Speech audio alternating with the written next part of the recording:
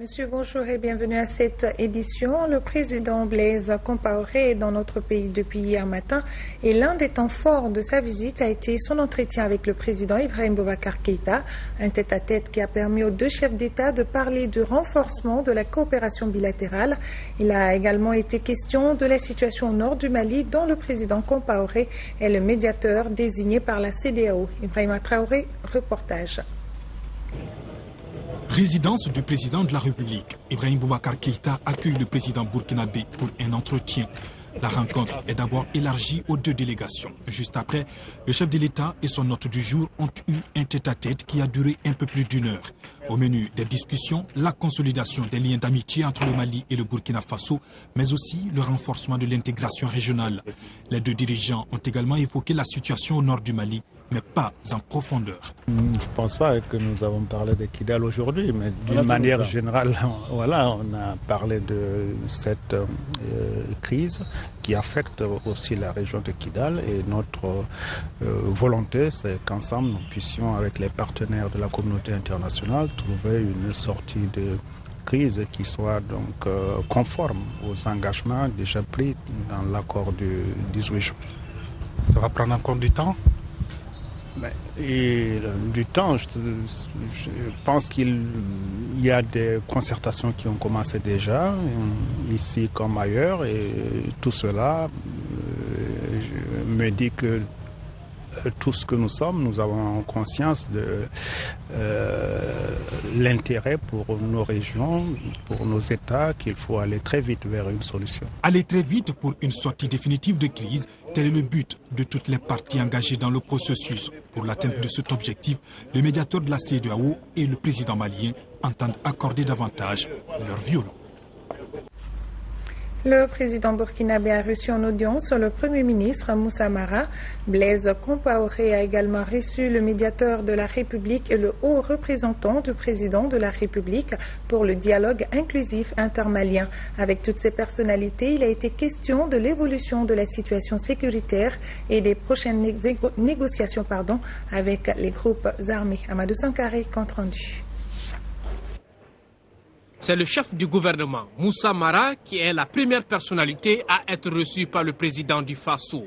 Entre Blaise Compaoré et le Premier ministre, il a été question de la situation sécuritaire au Mali, mais surtout des prochaines négociations avec les groupes armés. Nous avons apprécié la disponibilité du président du Faso à continuer à accompagner le Mali. Depuis la crise de 2012, le président du Faso est là, le Burkina est là. Et le Burkina nous confirme sa disponibilité à continuer à nous accompagner. Donc c'est un élément appréciable. Je pense que le Mali accueille à bras ouverts cette médiation et cette présence du pays frère du Burkina à l'accompagner, à sortir durablement de cette crise. Les prémices de sortie de crise sont là, mais nous avons encore besoin d'entamer véritablement le processus de discussion pour qu'un accord de paix inclusif et un accord de paix définitif puisse être conclu et mis en œuvre à la satisfaction de toutes les parties et pour la paix et la sécurité dans l'ensemble de la bande sahélienne. Outre ce sujet, les deux personnalités ont parlé de l'avenir de la production du coton au Mali et au Burkina Faso. Par rapport à la filière coton qui est dans une situation un peu plus favorable au Burkina qu'au Mali.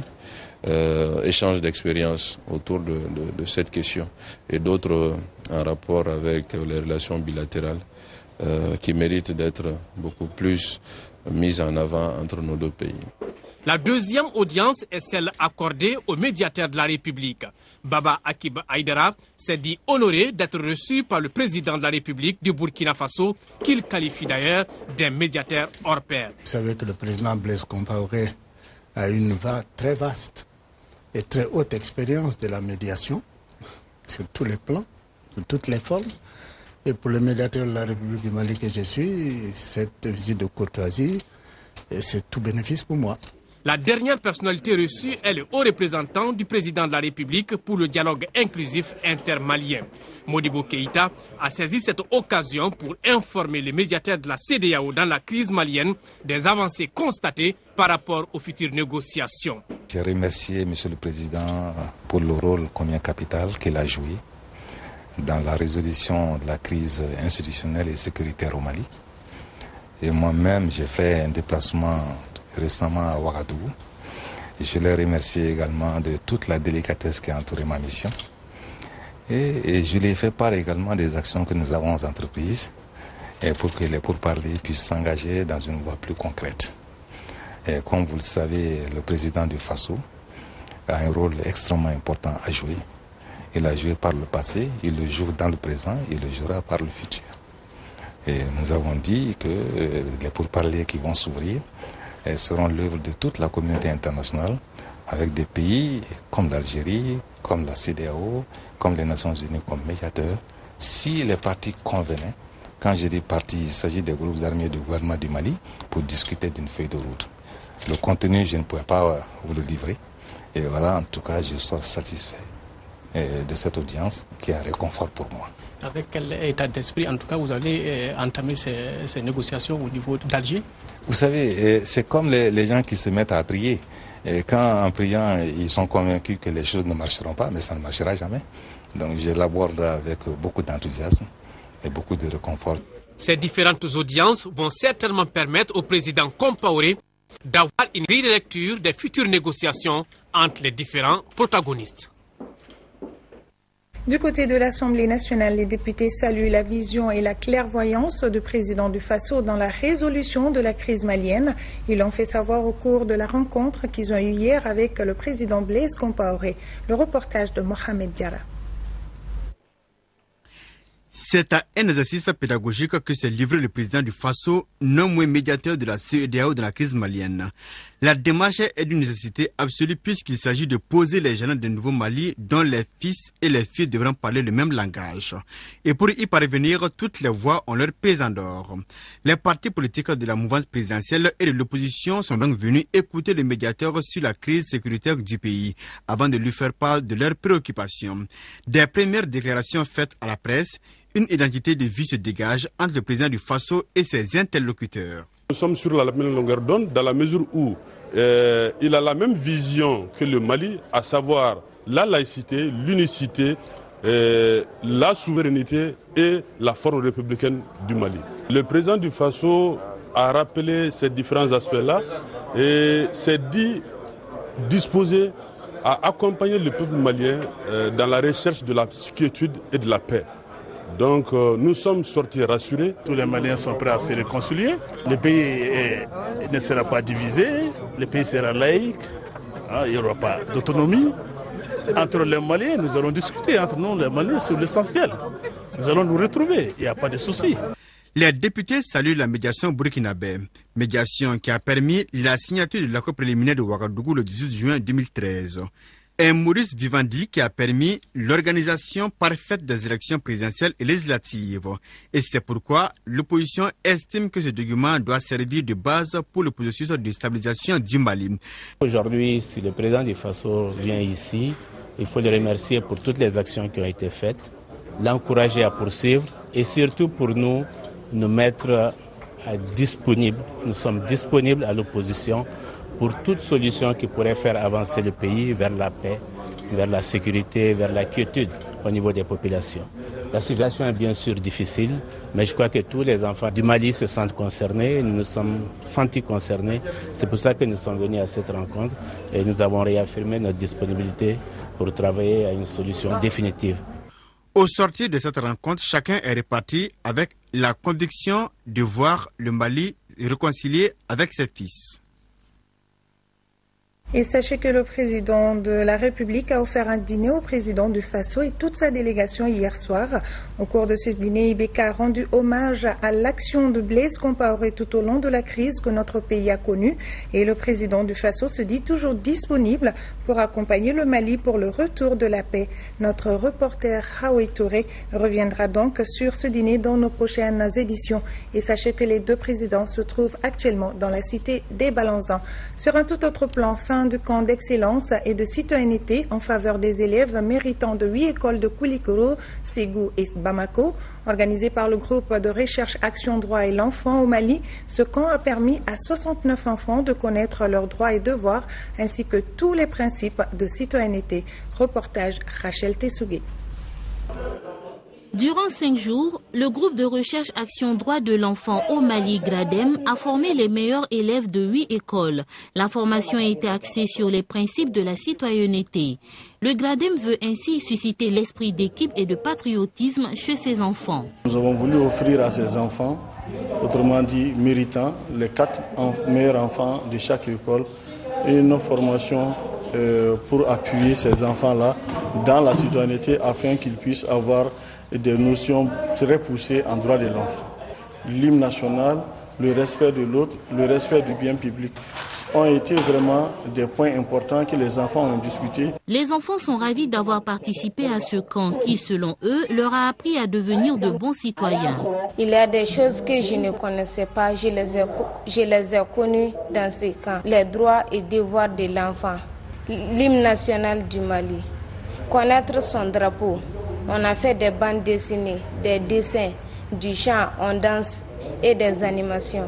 Arrivé dans ma localité, je vais tout simplement aller à l'école, dire à mon directeur d'inviter tous les élèves pour les conseiller de leurs droits et leurs devoirs. Cette session a également cultivé l'esprit de créativité chez ces enfants à travers les jeux et les ateliers de bricolage. Ils ont exposé leurs dessins. À travers ces œuvres, ils ont mis l'accent sur le drapeau national. Distribution de vivres à des familles démunies. 150 familles ont reçu du riz et des sucres en ce mois de Ramadan. Le geste est de l'Association islamique pour le salut à Islam, en partenariat avec la Fondation turque pour les droits humains, la liberté et le secours humanitaire. Dans leur collaboration, 19 tonnes seront partagées entre 1600 familles pendant ce mois de Ramadan. L'opération, qui va coûter plus de 7 millions de francs CFA, se déroulera dans les régions de Kayes, Sikasso, Mopti, Gao et également dans le district de Bamako.